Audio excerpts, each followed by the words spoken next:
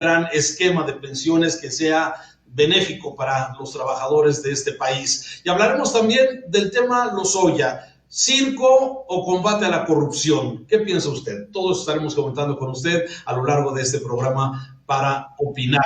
Vamos a saludar desde luego al equipo mis compañeros que esta tarde estaremos con usted, Diego Petersen, también Juan María Naveja y Jonathan Lomelí. Los saludo. ¿Cómo están? Qué gusto saludarles, Diego, Juan María, Jonathan, bienvenidos. ¿Qué tal? Hola, ¿qué tal? Buenas tardes.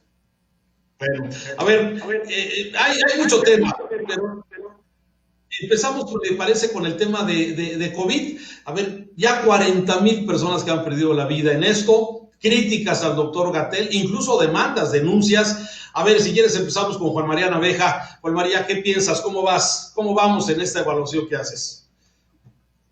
¿Qué tal, Raúl? Diego, Jonathan, buenas tardes a la audiencia. Pues yo creo que la evaluación es muy clara. Hay 4 países que en todo el mundo se han señalado como ineficaces, como los que han mostrado un mayor grado de atraso en el manejo de la pandemia, que son Estados Unidos, Brasil, México y Gran Bretaña. Son los 4 países y sus dirigentes quienes han sido señalados por la forma que han atendido una pandemia que, bueno, pues en el caso nuestro ya llegamos a 40,000 muertos en las cifras oficiales, porque si nos atenemos a lo que se empieza a hablar, ya llegaríamos casi a las 100,000, de acuerdo a lo que se especula o se dice por parte de otros especialistas. En Estados Unidos, inclusive, que ya andan acercándose a los 150,000, se dicen que habría que multiplicarla entre 6 o 10%. Lo cierto, Raúl, es que si algo podemos insistir nosotros es que el manejo, la gestión de la pandemia en México fue a destiempo, desafortunada, politizada, y que hasta ahora, bueno, pues estamos viendo las consecuencias de lo que se está presentando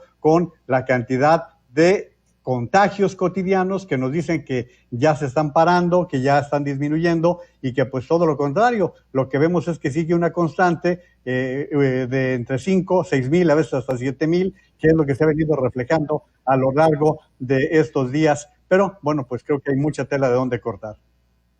A ver, Jonathan Lomelí, ¿cómo estás? Te saludo. ¿Coincides con lo que dice Juan María? Se ha hecho un trabajo a destiempo y desde luego politizado también el tema del COVID. Claro, a ver, me parece que es momento ya de reflexionar con respecto a cuál ha sido la estrategia del gobierno federal en el sentido de contener la pandemia. Y creo que el indicador que han planteado de tener la ocupación hospitalaria al 50% y que haya disponibles camas era parte de una estrategia, pero no puede ser la estrategia con la cual se mide el éxito de cómo se ha tratado la pandemia. Me parece que las muertes sobrepasan mucho ya lo que había establecido el propio Hugo López-Gatell. En un principio él dijo que iban a ser de 6 a 8,000 muertes. Entonces, a ver, mi pregunta, la pregunta central es, en este momento, ¿ha habido un buen manejo de la pandemia o no? Me parece que no, porque las muertes son demasiadas, y si bien en un principio, cuando empieza este virus, en los países de Europa como Italia y como España, el gran temor era que se pudieran saturar los hospitales, y aquí en México se hizo todo para evitar la saturación de hospitales, pero el fin último de esa política pública era salvar vidas, es decir, que atendieran a los enfermos y salvar vidas, no tener camas disponibles. Y me parece que aquí lo que logramos fue, en un sentido invertido, la estrategia de tener camas, pero no se están salvando vidas. Lo que se debió hacer, en resumen, fue buscar la manera de evitar que esas personas y que esos enfermos llegaran a esas camas. ¿Y cómo iba a ser? Pues con estrategias de mitigación temprana, con el uso de cubrebocas, que todavía hoy Andrés Manuel López Obrador rechaza como una política pública sanitaria que puede hacer la diferencia, y en ese sentido sí me parece que el manejo de la pandemia en este momento, si decimos que son las camas disponibles que tenemos con eso medimos el éxito de la pandemia, me parece que no hay manera de sostener. Sí, ya hay historias, Jonathan, agregando un poco a lo que comentas, que parece que el gobierno se dedicó precisamente a administrar las camas, los ventiladores, cuando a muchos enfermos de COVID, de acuerdo a los testimonios que hemos recogido aquí en Mega Noticias, bueno, los mandaban a su casa con síntomas y luego regresaban cuando ya estaban graves, cuando ya había poco que hacer. Pero bueno, esa es una visión que comparto contigo en este sentido. A ver, Diego, ¿tú cómo vas evaluando este manejo de la pandemia en México? Como ya se dijo Juan María, a destiempo, politizada, un mal manejo, dice Jonathan Omelí. ¿Tú coincides con estos puntos de vista? Sí, en lo esencial sí, creo que el gobierno renunció a gestionar la pandemia simplemente para ahora contar muertos, ¿no? Es decir, a lo que se dedica la Secretaría de Salud es a contar muertos con su sistema Centinela y pasamos de una política de quédese en casa a muérase en casa, porque en realidad, como lo reportó el periódico El País, solo 1 de cada 8 mueren en hospitales, el resto están muriendo en casa y hasta después se hacen las pruebas, por eso además tenemos información tan a destiempo, se hacen pruebas a las personas que fallecieron, no a las que hay que curar. Entonces, claramente había una intención de no saturar el sistema hospitalario, eso se logró, pero ¿te acuerdas que el 8 de abril el señor presidente dijo ya domamos la pandemia? En ese momento sí, andábamos en los 150 muertos y él estaba ya dando por cerrado el tema de la pandemia. Entonces me parece que ha sido un muy mal manejo político, no solo el gobierno federal, también diré que los gobiernos estatales, en este afán de sacarle raja política, de hacer política con la epidemia, lo único que han logrado es vacunarnos, pero vacunarnos de credibilidad, es decir, ya nadie le cree nada a nadie, y entonces, literalmente, de que nos dijeron, de aquí en adelante es cosa de ustedes, cada quien a cuidarse como pueda. Eso hemos hecho los mexicanos y no hay una política pública, no hay claridad de qué es lo que se va a hacer. Lo que estamos esperando es que algún día empiece a bajar el número de muertos, pero eso lo estamos esperando desde hace mucho tiempo y no sucede. Entonces me parece que, como bien decía Juan María, somos uno de estos 4 países que se distinguen por un manejo bastante irresponsable de la pandemia y que coinciden los 4 presidentes con ser, digamos, de corte populista, de derecha o de izquierda, pero populistas al fin. Sí, así es. Bueno, parece que es una característica. Ahora, ¿hasta dónde vamos a llegar, Diego? ¿Cómo vas visualizando este tema? Porque, bueno, ya Salud dice que se ha desacelerado el número de personas que se vienen infectando y que vienen falleciendo. Sin embargo, ¿hasta dónde vamos a llegar? Hay estudios predictivos que hablan de 90,000 muertos para octubre. Es que cada vez que dice eso Gatell en la mañana, porque va a la mañanera, en la de la tarde tiene que informar un número récord. O sea, ayer informó justamente eso que estás diciendo y en la tarde teníamos un número récord nuevamente. Entonces, se está desacelerando el crecimiento de los muertos comparado en porcentaje con la semana anterior, sí, pero siguen incrementando. O sea, cada semana tenemos más muertos que la semana anterior. Entonces, no estamos desacelerando nada. Lo que estamos es simplemente, insisto, administrando, contando muertos.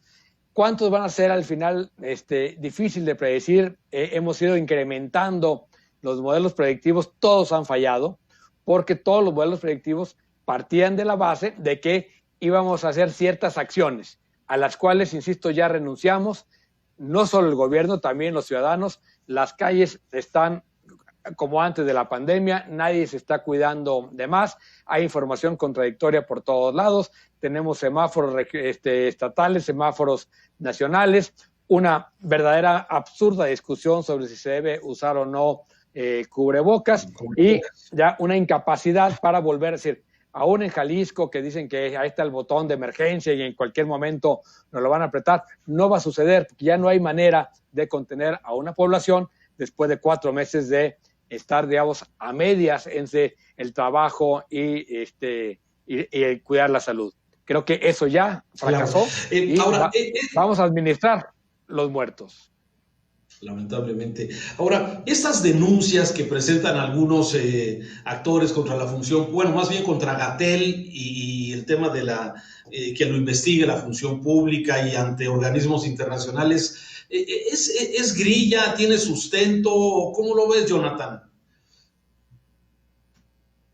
Algún tipo de revisión al trabajo que ha hecho el subsecretario de Salud Federal, pero ese es un momento que debe llegar más adelante.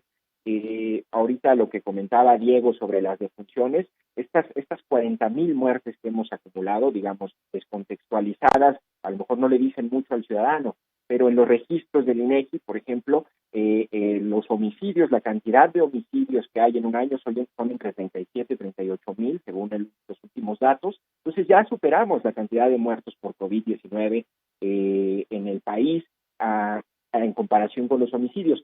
Esta cifra que mencionabas, que también leí, que se hablaba, creo que es una estimación de la ONU, de algún instituto, sobre que podríamos llegar hasta los 90,000 fallecidos para octubre, noviembre. Bueno, la segunda causa de muerte, Raúl, en el país en un año promedio es la diabetes, y cobra la vida de 101,000 personas, más o menos. Entonces, si lo comparamos y llegamos a esa cifra, a ver, por supuesto que debe haber una responsabilidad de parte del subsecretario de Salud, y en ese sentido, pues esperemos que en su momento los actores políticos y las instituciones encargadas revisen el trabajo que está haciendo. Me parece, si se ponen a señalar los actores políticos con denuncias en estos momentos al subsecretario, me parece que cuando estamos en medio de una crisis se puede politizar, pero esto en algún momento sí debe revisarse, Raúl. Juicios, ¿no? No sé si sea el momento en medio de la pandemia. Yo creo que esa es la pregunta, Juan María. Bueno, los políticos se dedican a eso, mi querido Raúl, a hacer política, y es Jorge Álvarez Maínez, el secretario general de Movimiento Ciudadano, quien está encabezando esta posible denuncia ante la función pública y extenderla quizás hasta la Organización de Estados Americanos o alguna otra instancia internacional. Yo iría a otro ámbito, Raúl. Se suponía que parte de la estrategia de buscar cómo enfrentar o llevar la pandemia de mejor manera era que la economía no resultase tan impactada. Y al final de cuentas, como está diciendo Jonathan, con cifras duras, con cifras fuertes, al final de cuentas vamos a tener un cementerio de por lo menos 100,000 muertos, porque ya estamos en 80,000 entre homicidios dolosos y los muertos de la pandemia. Pero si vamos a la parte económica, todos los indicadores se nos están cayendo. Estamos hablando ya de una caída en la economía de por lo menos el 10%, estamos hablando de más de 1 millón de empleos perdidos, estamos hablando de más de 10 millones de personas que no han tenido un ingreso más allá del 40% en los últimos 4 meses. Es decir, si se trataba de que la economía no fuera tan golpeada, al final de cuentas, los dos ámbitos, el sistema sanitario y la economía nacional, están resultando sumamente golpeadas, tanto así que ya estamos hablando de que salir de una crisis económica como la que se está incubando quizás nos tome hasta 2025, Raúl.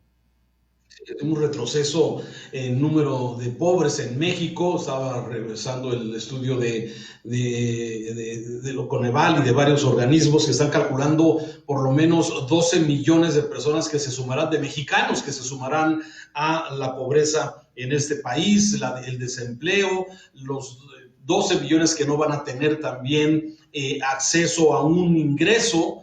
Y esto, bueno, la verdad es que ya empezamos a ver. Quizás todavía las semanas pasadas, los meses pasados, no veíamos ese impacto, pero esto lo hemos empezado ya a sentir, por lo menos, digo, en los alrededores empezamos a ver ya la preocupación que hay de estos sectores que están perdiendo su ingreso, que están perdiendo su trabajo y ya están entrando ya en un momento complicado. Esto se puede poner difícil, más difícil.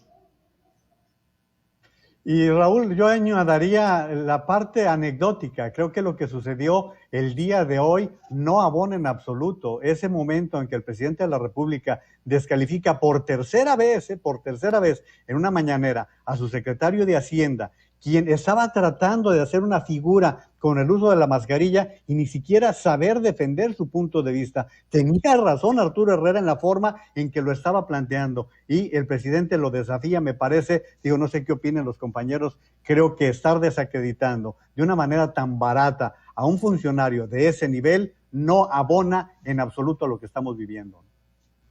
¿Quieres hablar algo sobre esto? Sí, no solo no abona. El tema del... Muestra muy...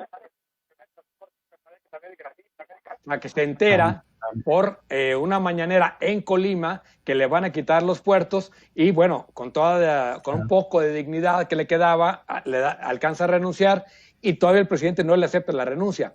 Eso habla también de una gestión del gobierno, digamos, que es no solo, ya lo hemos dicho, centralista, digamos, radial, como el Rey Sol, ¿no?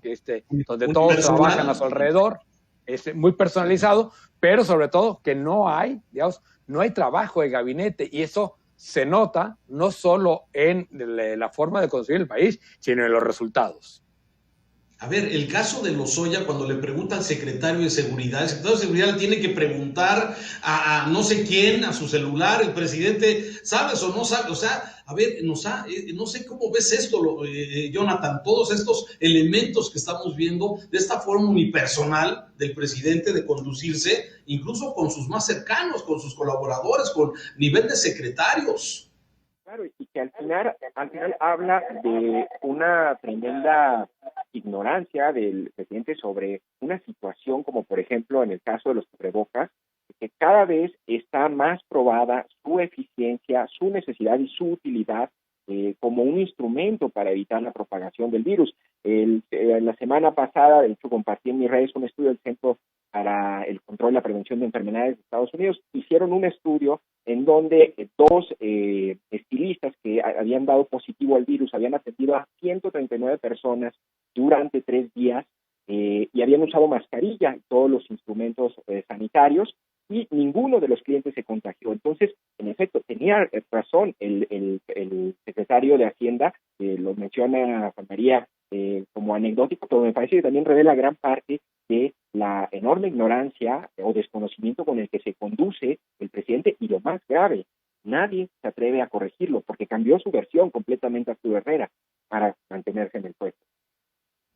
Y si le sumas a los que tomaron o estudiaron en el extranjero, la verdad es que tenemos muchas anécdotas, hay mucho que decir sobre el tema, pero que no nos distraigamos de los temas fundamentales, ¿no? Me parece el tema de la pandemia, el tema de la crisis económica, el tema desde luego de la violencia que estamos padeciendo, y a veces eso nos entretiene mucho. Pero si me permiten hacer una breve pausa, estamos para opinar desde el occidente del país, desde Guadalajara. Regresamos de inmediato para seguir comentando algunos de los temas importantes del día.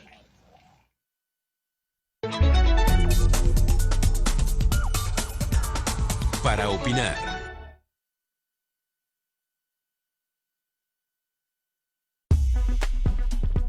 Regresamos en 2 minutos. Vivac 30. Es una fórmula con base en una solución electrolizada de superoxidación con pH neutro. Su acción antimicrobiana local de amplio espectro contra bacterias ayuda a eliminarlas eficazmente en 30 segundos. Vivac 30 es ideal en la prevención y tratamiento de infecciones en heridas agudas y crónicas, especialmente en pie diabético, ya que coadyuva de manera eficiente con otros tratamientos a la recuperación del paciente. Además de su efectividad, su fórmula patentada crea una película de protección en estas lesiones, lo cual permite ayudar a mantenerlas libres de contaminación, y esto ayudará al organismo a regenerar los tejidos de forma natural. El uso cotidiano de Vivac 30 solución antiséptica y Vivac 30 gel antiséptico ayudarán a prevenir la contaminación de una herida ya existente en pacientes diabéticos. Vivac 30, fórmula única y patentada capaz de desaparecer bacterias en tan solo 30 segundos. Hoy por fin a tu alcance. Tu salud y la de tus seres queridos no pueden esperar más. Llama ahora mismo y llévate no una, sino 2 soluciones antisépticas Vivac 30 al precio de una. Así es, llévate este increíble 2x1 hoy mismo, pero tienes que llamar ahora. Y si no te parece suficiente, pon atención. A las personas que llamen en los próximos 20 minutos, les daremos una tercera solución Vivac 30 gratis. ¿Escuchaste bien? Llama en los siguientes 20 minutos y llévate 3 soluciones al precio de una. Los resultados de Vivac 30 están comprobados y registrados. Su solución electrolizada de superoxidación con pH neutro es ideal para tratar heridas crónicas e infecciones de pie diabético. Tu salud no puede esperar más. Llama en los siguientes 20 minutos y llévate 3 soluciones al precio de una. Los resultados de Vivac 30 están comprobados y registrados. ¡Llama ya!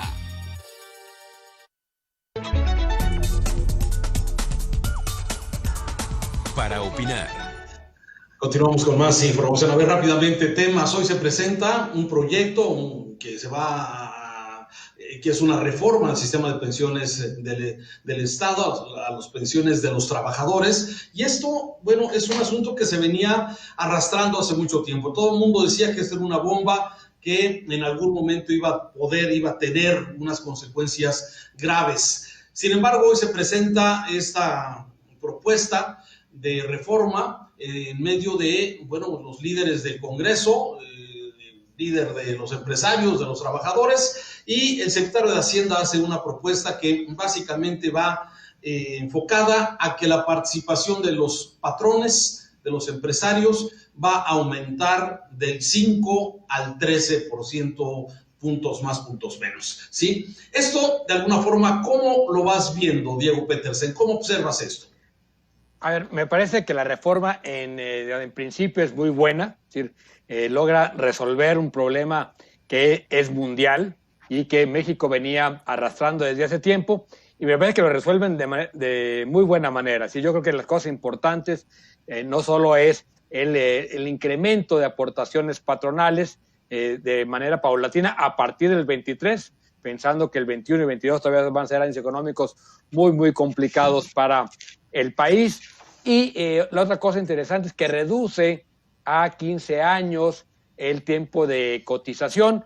¿Esto por qué? Porque, bueno, digamos, en un país donde la mitad de la economía es informal, mucha gente pasa del empleo formal al informal a lo largo de su vida, y muy pocos lograban las famosas 1.200 semanas que te daban derecho a una pensión. ¿Cuál es el problema de fondo? Y que sigue siendo que en este país cada vez es más caro crear empleo. Esto lo que va a hacer es encarecer la creación de empleo, porque cargamos todo a el empleo formal. Y esto lo ha dicho muy claramente Santiago Levy. Quizás el complemento necesario de esta reforma es el de un seguro de salud universal desvinculado del empleo. Santiago Levy lo planteaba haciéndolo desde el IVA, es decir, usar el IVA para asegurar educación y salud para todos los mexicanos y quitar el empleo formal la carga, por ejemplo, de salud. Eso aliviaría muchísimo, abarataría la creación de empleo y podríamos tener más empleo formal. El problema es que, como vamos, pues sí, está muy bien la reforma, pero cada vez tenemos más empleo informal, la economía ya está casi el 60% de la economía mexicana es informal, y esos no van a tener jamás derecho a la jubilación porque no están en un sistema de jubilación por empleo. O sea, se podría incentivar la informalidad. Claro, o sea, no es que la va a incentivar, simplemente al hacer más cara la creación del empleo, pues va a crecer necesariamente la otra rama de la economía, que es la informal. Bien, tú, Jonathan, ¿cómo vas viendo esto? ¿Le ves áreas de oportunidad, áreas de mejora? Lo que nos han dado, porque el documento en sí, la propuesta, la iniciativa no está, será para septiembre, pero nos han desglosado ya más o menos de qué se trata esto. A ver, claro, lo que tenemos hasta este momento son básicamente pues la lámina que presentaron en la mañanera, lo que explica el secretario de Hacienda.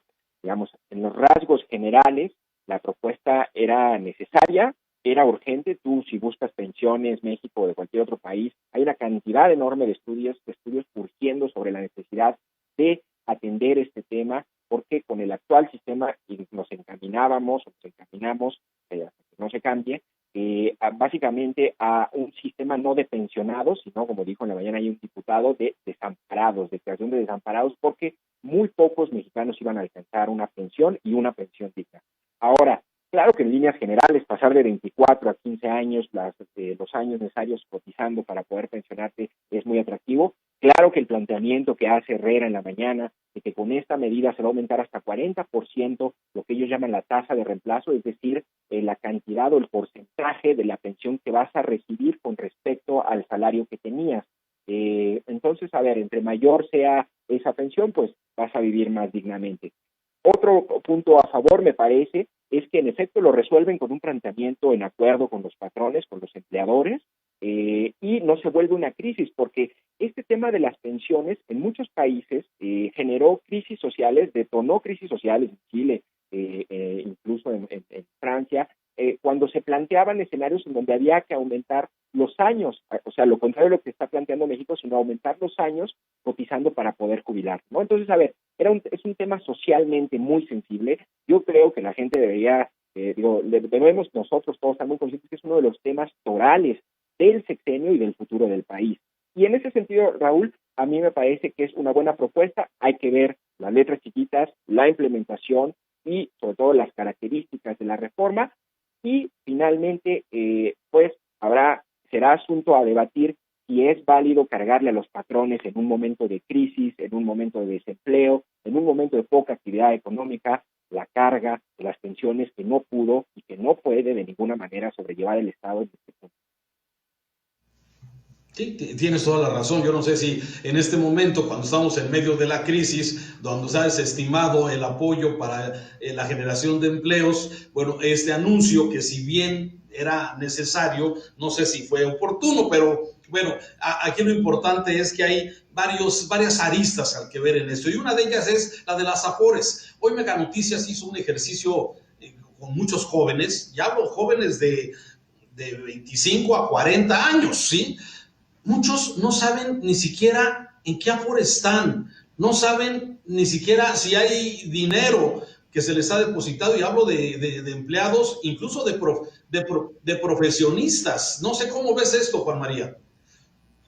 Bueno, eso es el problema del hábito del ahorro, pero pues lamento ser la quinta columna en este análisis. No estamos eliminando la bomba de las pensiones. No, Raúl. ¿Por qué? Porque el problema es que tenemos un sinfín de sistemas de pensiones en el país, estados, municipios, universidades, los particulares. Y esto que se está presentando el día de hoy es una propuesta que, como está diciendo Jonathan con toda certeza, el tema incluye a los patrones, pero no estamos viendo nada por parte de los trabajadores, qué aportación por parte del gobierno, qué es lo que va a suceder. Segundo, lo que está viéndose con el futuro, sí, se reduce a 15 años, pero también se está reduciendo el margen de utilidad. Si tú tienes utilidad de 25 años, pues cuando lo compares con 15 años será infinitamente menor. Y por otro lado, también estamos ante un problema real con la cantidad de años que estamos viviendo. Estos 65 años actuales eran cuando la gente vivía 50, 60 años, y lo que se había recomendado era ampliar en 5 años. Y iría otra vez a lo anecdótico. Me parece que la parte positiva es que los empresarios volvieron a Palacio Nacional, y mira que nomás le faltó arrodillarse a Carlos Salazar para darle las gracias al presidente de la República, porque los volvió a invitar. Lo penoso fue que ¿dónde estaba el legislativo, Raúl? Se suponía que Mario Delgado había citado a los diputados a las 8:30 para empezar a discutir el tema del INE, y los dejó plantados. Esto se llama división de poderes, no son asuntos ligeros o elementales. Creo que son asuntos que simplemente reflejan otra vez lo mismo, como decías, Diego, lo de todo gira en torno al sol. El rey sol. Bueno, es que a ver, hay prioridades, y para el presidente hoy era prioridad esto sobre el otro tema, que bueno, ya lo comentaremos. Si me permiten ir a una brevísima pausa, agradecer a quienes nos ven en TVC, le seguimos aquí en Megacanal, porque todavía vamos a hablar del INE, vamos a hablar de Lozoya y algunos otros temas de interés. Pausa, gracias.